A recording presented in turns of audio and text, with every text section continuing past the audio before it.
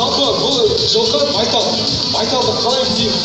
Оның басында бір уыс шошақ қалған тек алам. Құлынды да дәл осылай күзейді.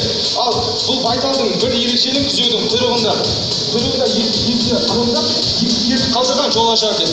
Ал қалған барлығын шыбын ұрғыш қалғанша күзеп алып тастаған. Яғни күзде оған келгенімізде шыбын шіркеп қонуы мүмкін, соны шыбын ұрғышқа алып тастаған. Жалпы көкейімізде сұрақ болуы мүмкін, не үшін жылқы малын күзейміз? Жылқы малы несімен ерекше, жалымен, құйрығымен жіберіп тұрған, сонысымен ерекше ғой. Соны біркелкі әдемі болып өсу үшін күзеп отырған. Жалпы, жаңада біркелкі әдемі алатын болса, жалы мен құйрығында әдемі біркелкі өседі.